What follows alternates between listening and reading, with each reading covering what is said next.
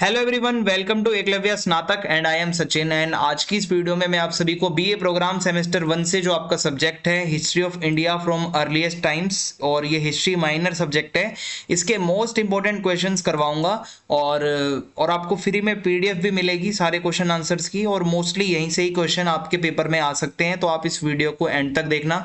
DU regular, SOL और NCWEB सभी students के लिए वीडियो काफी ज्यादा हेल्पफुल है, क्योंकि सभी का सिलेबस सेम होता है। और इंस्टाग्राम पे आप मुझे फॉलो कर सकते हैं, मेरा यूजर नेम आप सभी के स्क्रीन के सामने दिया हुआ है। अगर आपको कोई भी क्वेरी हो तो आप मुझे मैसेज कर सकते हैं।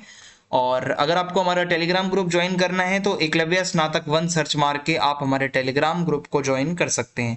सबसे पहला जो क्वेश्चन है हमारे सामने वो है archaeological sources of ancient Indian history. हमारे इंडिया की जो हिस्ट्री होती है, एंशियंट इंडियन हिस्ट्री, उसके लिए आर्कियोलॉजिकल सोर्सेज कौन कौन से हैं हमारे पास। सबसे पहले हमारे पास कुछ एक्सकेवेटेड साइट्स होती हैं जहां पर खुदाई की जाती है, एक्सकेवेशन का काम होता है, जैसे मोहनजोदारो है, हड़प्पा है, ठीक है, जो कि इंडस वैली के बारे में हमें बताती है, इंडस वैली सिविलाइजेशन के बारे में और उनके आर्किटेक्चर के बारे में, उनकी डेली लाइफ के बारे में इन साइट से हमें पता चलता है। बहुत सारे इंस्क्रिप्शंस हमें मिलते हैं, जो इंस्क्रिप्शंस पिलर्स पे लिखे होते हैं, रॉक के ऊपर लिखे होते हैं, केव वॉल्स, गुफाओं की दीवारों पर लिखे होते हैं, जो हमें रूलर की इंफॉर्मेशन देते हैं, उनकी अचीवमेंट्स के बारे में बताते हैं। जैसे अशोक के इंस्क्रिप्शंस बहुत ही बड़ा एग्जाम्पल है। कॉइन्स हो गए, एंशियंट इंडिया में बहुत सारे कॉइन्स वगैरह होते थे, जो कि हमें उस टाइम की इकोनॉमिक एक्टिविटीज, वहाँ का ट्रेड और रूलर कौन होता था, सिंबल्स भी होते थे कॉइन्स के ऊपर। ये हमें पता चलता है कॉइन से। पोट्री एंड आर्टिफैक्ट्स, मिट्टी के बर्तन से हमें पता चलता है कि उस टाइम पे कैसा अलग अलग पीरियड में कौन सा मटेरियल यूज हो रहा है, किस तरीके के बर्तन यूज हो रहे हैं। Cave paintings and rock art, जो गुफाओं पर पेंटिंग बनी होती है और जो पत्थरों पर आर्ट बनाया जाता है, उससे हमें बहुत ज्यादा एंशियंट कम्युनिटीज के बारे में पता चलता है कि वो लोगों का लाइफस्टाइल कैसा था, उनके रिलीजियस बिलीफ्स कैसे थे। टेम्पल एंड मॉन्यूमेंट्स, बहुत बारी हमें टेम्पल्स मिलते हैं, पुराने पुराने आर्किटेक्चरल, जो मतलब जहां से हमें पता चलता है स्टाइल्स कौन कौन से थे, जैसे खजुराहो का टेम्पल है, ताजमहल है, बहुत सारे और भी चीजें, मॉन्यूमेंट्स हैं, जो कि हमें बताते हैं कि वो कैसे हिस्टोरिकली वो जगह इंपॉर्टेंट रही है। लिटरेरी सोर्सेस होते हैं बहुत सारे, ठीक है, दो नॉट स्ट्रिक्टली आर्कियोलॉजिकल, ये आर्कियोलॉजिकल में नहीं आते, बट एंशियंट जो टेक्स्ट है हमारे, जैसे वेद, पुराण, महाभारत, ये हमें कहीं ना कहीं हिस्टोरिकल और कल्चरल हिस्ट्री के बारे में बताते हैं। तो अब हमारा सेकंड क्वेश्चन है, describe the main features of Palaeolithic and Mesolithic cultures in the Indian subcontinent.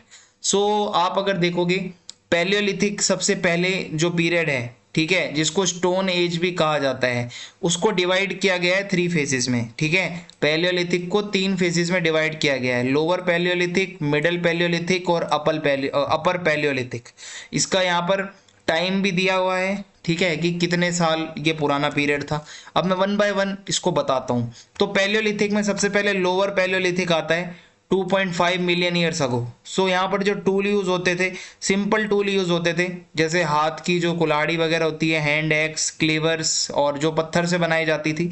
इनकी लाइफस्टाइल नोमैडिक थी, इधर से उधर लोग घूमते रहते थे, हंटर गैदरर लाइफस्टाइल थी, शिकार करते थे और खाना इकट्ठा करते थे जंगलों से, और जानवरों के शिकार पर ये पूरी तरीके से रिलाई करते थे, और पेड़ पौधों से जो भी इन्हें मिलता था वो खाते थे। इनके एविडेंस मिलते हैं हमें, कुछ बहुत सारे टूल्स मिले हैं हमें अतिराम पक्कम में, तमिलनाडु से ज्यादातर मिले हैं। फिर उसके बाद मिडिल पैलियोलिथिक पीरियड आता है, 35,000 साल पहले लगभग आप कह सकते हो। इस टाइम पे जो टूल यूज हो रहे हैं वो ब्लेड वाले, यानी कि थोड़े शार्प टूल आ गए थे, थोड़े से और अच्छे हो गए थे, स्क्रैपर्स आ गए थे।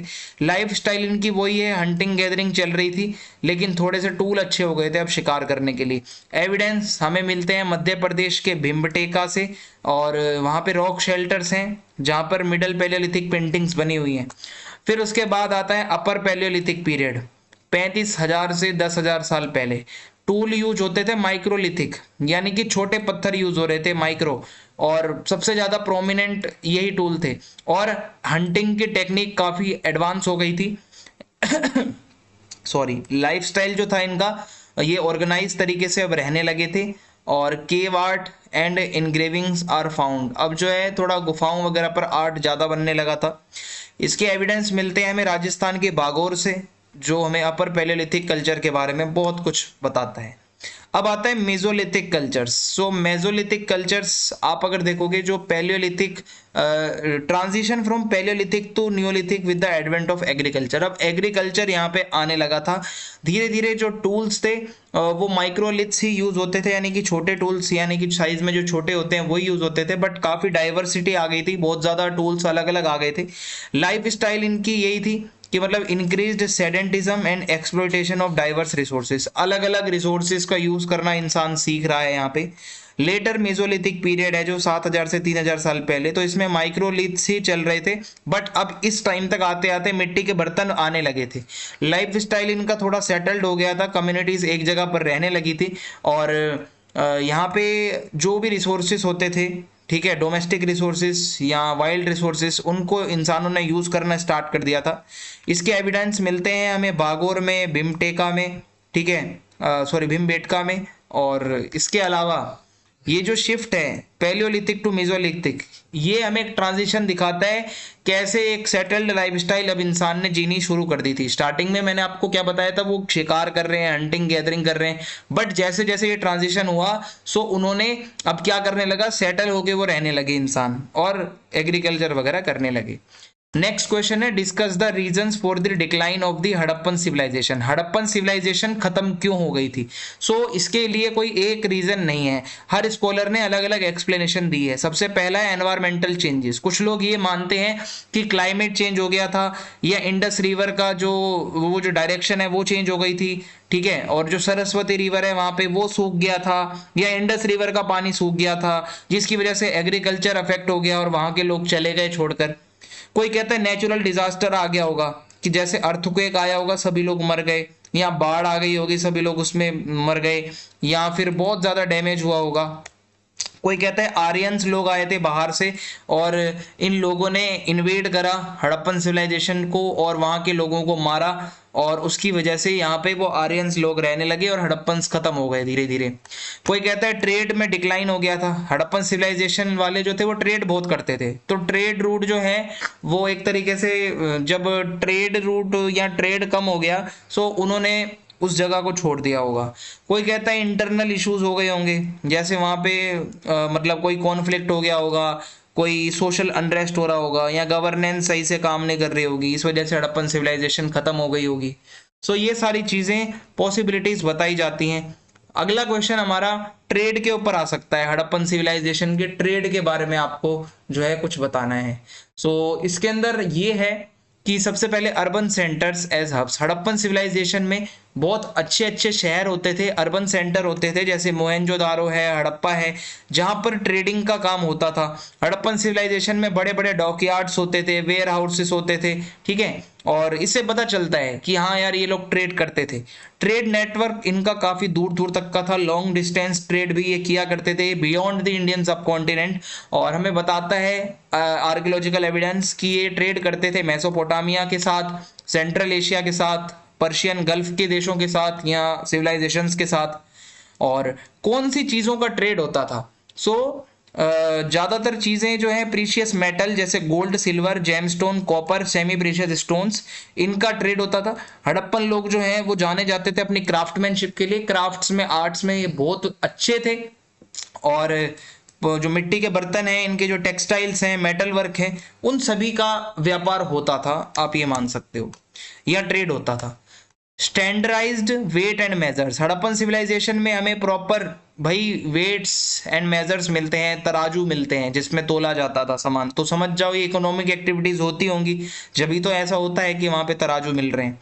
सील एंड स्क्रिप्ट्स मिलती हैं। हड़प्पन जो है ना वो सील्स का यूज करते थे। एक सील इस तरीके से होती थी, एक स्टैंप की तरह, उस पर कुछ लिखा होता है और उसको आप गीली मिट्टी पर अगर लगाओगे तो वो छप जाएगी।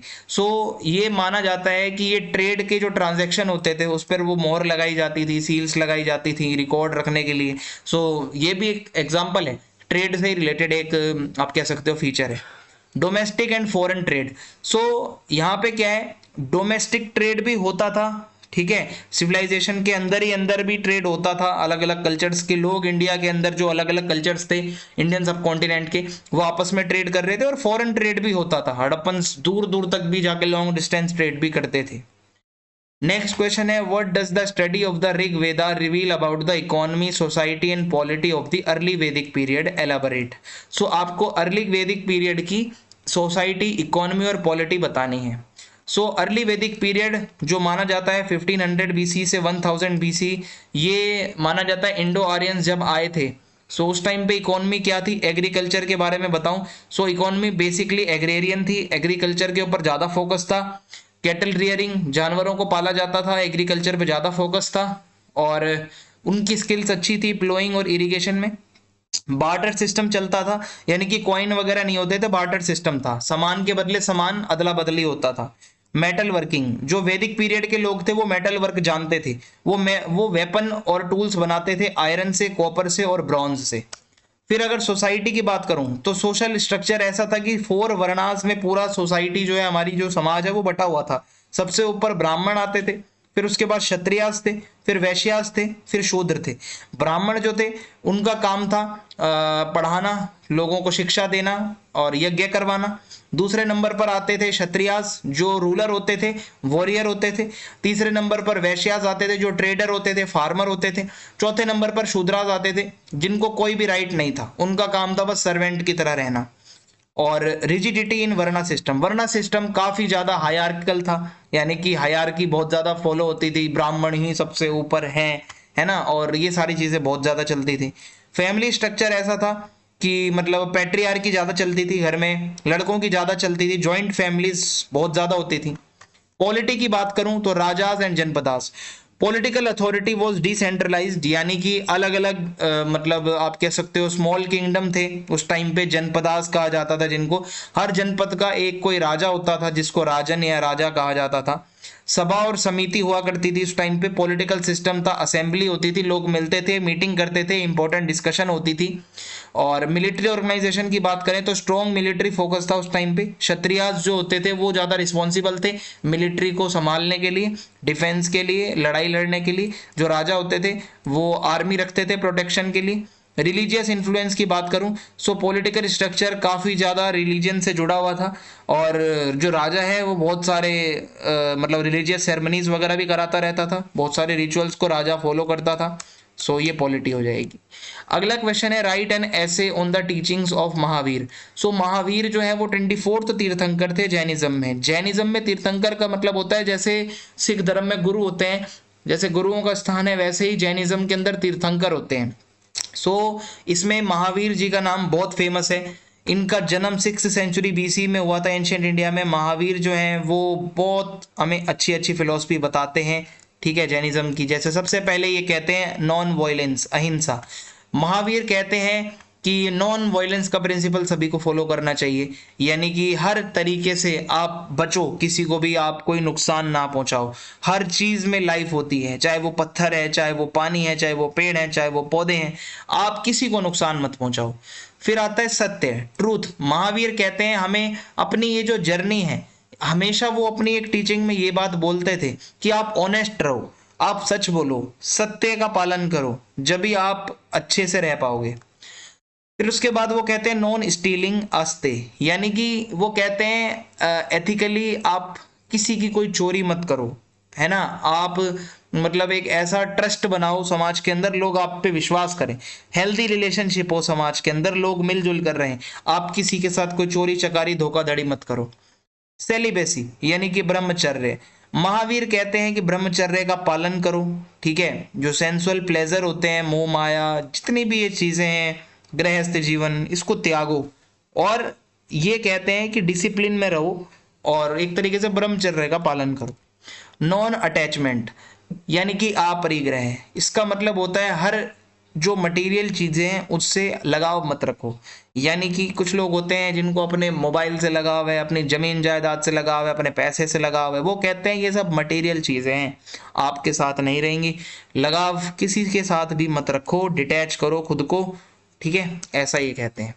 फिर उसके बाद नेक्स्ट क्वेश्चन है, right main teachings of Buddhism. Buddhism की कुछ मेन टीचिंग आपको बतानी है।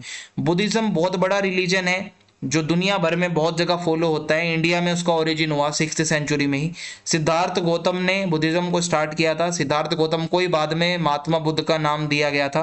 और महात्मा बुद्ध का मतलब होता है द एनलाइटेंड वन, यानी कि जिसको बहुत ज़्यादा नॉलेज हो।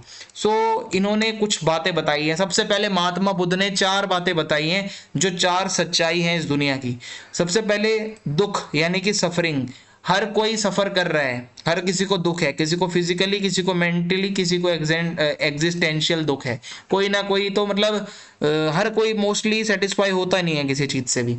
समुदाय यानी कि कॉज ऑफ सफरिंग, ये कहते हैं कि जो भी दुख होते हैं हमारे, ठीक है, the cause of suffering is craving और अटैचमेंट और डिजायर। आपकी जो डिजायर्स होती हैं, जो आपकी क्रेविंग होती हैं, अगर आप वो डिजायर्स छोड़ दोगे तो आपको दुख नहीं होगा। फॉर एग्जाम्पल, आप कहते हो कि आपको महंगी गाड़ी चाहिए, आपकी डिजायर है, आप चाहते हो कि आपको क्रेविंग हो रही है कुछ अच्छा खाओ, बट अगर आपकी ये डिजायर ही नहीं होगी तो आपको दुख भी नहीं होगा। निरोध, अब वो कहते हैं ये पॉसिबल है, ये सारी दुखों को खत्म किया जा सकता है अगर आप निर्वाण को प्राप्त कर लेते हो, अगर आप ज्ञान को प्राप्त कर लेते हो। इन्होंने अब यहाँ पे बताया है मार्ग यानी कि पाथ दिखाया है, 8 फोल्ड पाथ, इसको जो फॉलो करेगा वो कभी दुखी नहीं रहेगा। 8 फोल्ड पाथ में क्या क्या बताया जाता है, देखो सबसे पहली बात है राइट अंडरस्टैंडिंग। आप करेक्ट अंडरस्टैंडिंग रखो, जो 4 नोबल ट्रूथ बताए गए हैं उसको फॉलो करो। राइट इंटेंशन, आपके थॉट्स अच्छे हों, आप काइंड बनो, कंपैशनेट बनो। राइट स्पीच, हमेशा सच बोलो, किसी को गलत मत बोलो, गलत भाषा मत यूज करो।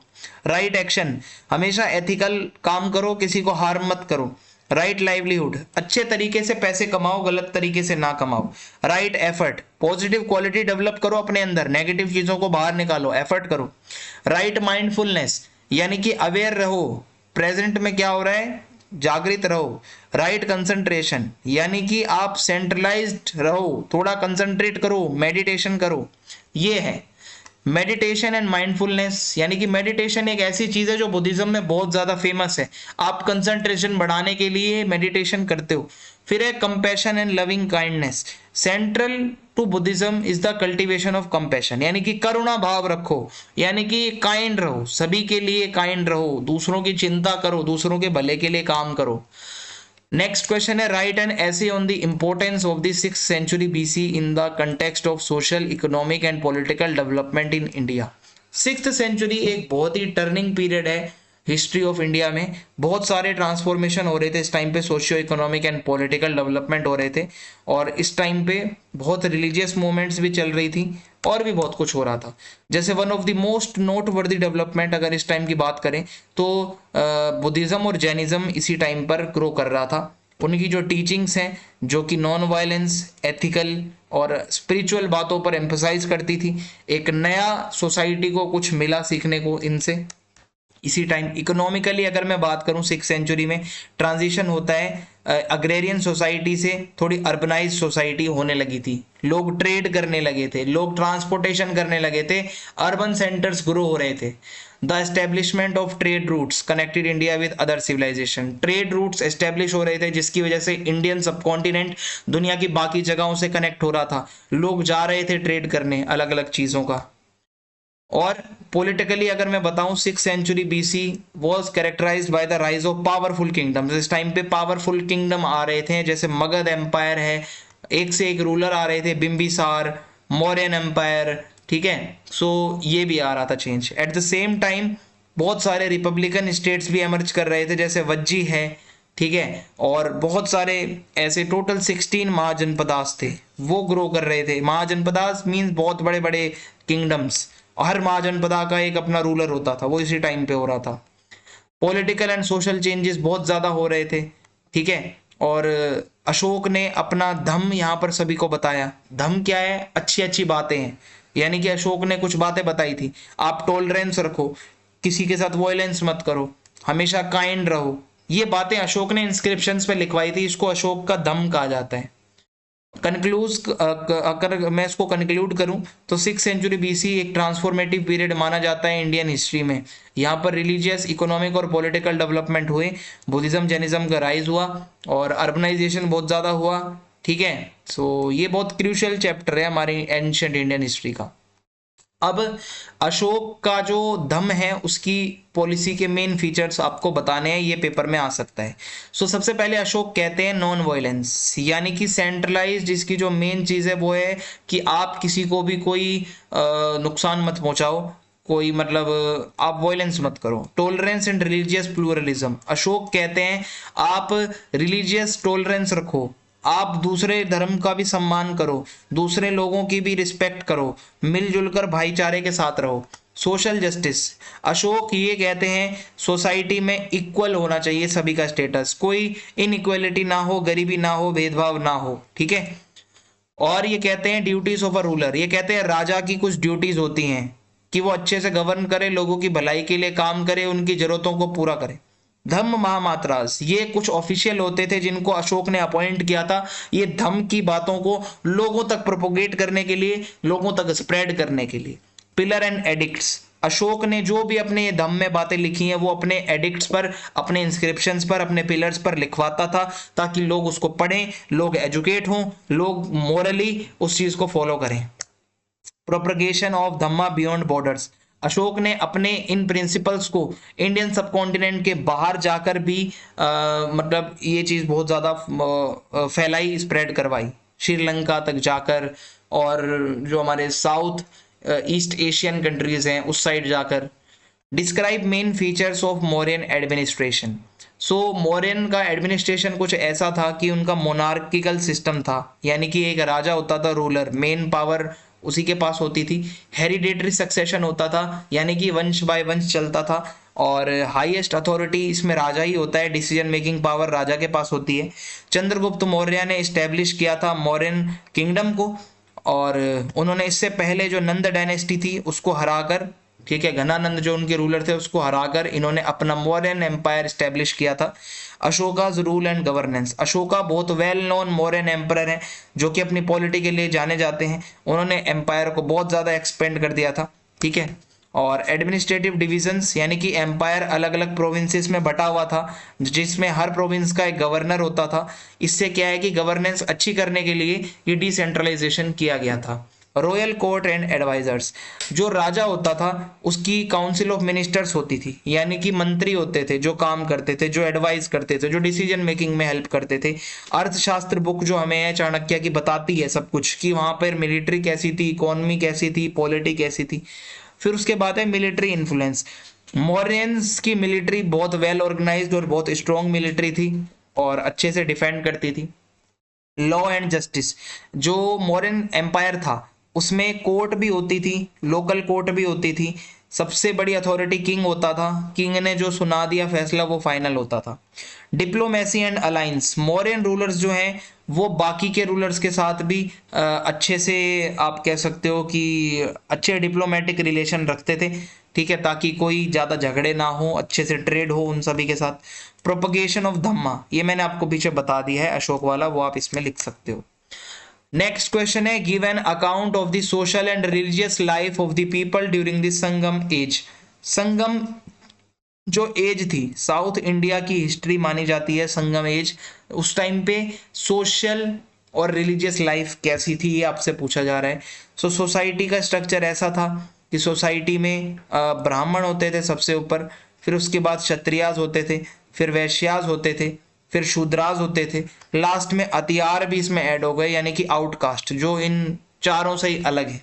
सो ये बहुत ज़्यादा वर्णा सिस्टम यहाँ भी चलता था। इकोनॉमी की बात करूं, एग्रीकल्चर बहुत सिग्निफिकेंट था और इसके अलावा ट्रेड बहुत ज़्यादा होता था। कोस्टल एरियाज में ट्रेड बहुत ज़्यादा चलता था रोमन एम्पायर के साथ और साउथ ईस्ट एशिया के साथ इनका ट्रेड होता था साउथ इंडियंस का। और लिटरेरी असेंबलीज होती रहती थी, लगातार गैदरिंग होती थी बड़े बड़े कवियों की, स्कॉलर्स की, पोएट्स की, इंटेलेक्चुअल्स की जो मिलते थे, ठीक है। और संगम का मतलब होता है असेंबली, मिलना, ठीक है, और वो कुछ ना कुछ फिर बातें करते थे। रिलीजियस लाइफ की बात करूं उस टाइम पे पॉलीथीज्म था, यानी कि पॉलीथियस्टिक रीजन था, मतलब रिलीजन वहां पे लोग फॉलो करते थे, अलग अलग देवता होते थे। जैसे मुरुगन देवता बहुत पूजे जाते हैं साउथ इंडिया में, जो कि वॉर और विक्ट्री के देवता माने जाते हैं। और इंद्रदेव हैं जो रेन और थंडर के देवता हैं। वरुण देव हैं जो सी के देवता हैं, पानी के। और इसके अलावा भक्ति मूवमेंट संगम एज में अगर आप देखोगे भक्ति मूवमेंट लगभग स्टार्ट हो रहा था, जहां पर लोग ये कह रहे थे कि कुछ हमारे रिलीजन में जो गलत प्रैक्टिसेस हैं उसको खत्म किया जाए।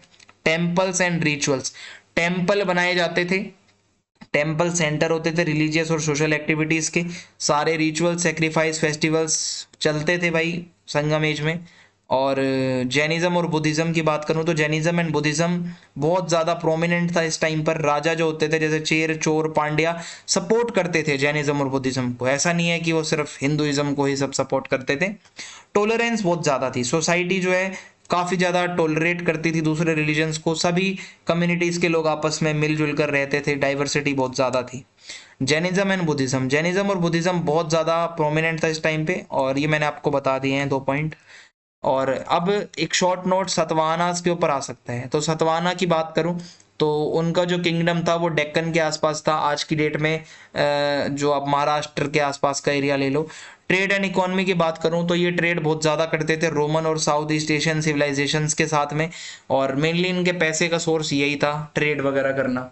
फिर उसके बाद है एडमिनिस्ट्रेशन। सतवाहनास का एडमिनिस्ट्रेशन बहुत अच्छा था, इनके प्रोविंसेस थे, उसके गवर्नर होते थे, ठीक है। और आर्ट एंड कल्चर में सतवाहनास बहुत अच्छे थे, ठीक है। इन्होंने बुद्धिज़्म का जो आर्किटेक्चर है उसको डेवलप करने में बहुत मदद करी, बहुत सारे स्तूप बनाए, विहार बनाए जहाँ पर बुद्धिस्ट मॉन्क रहते थे।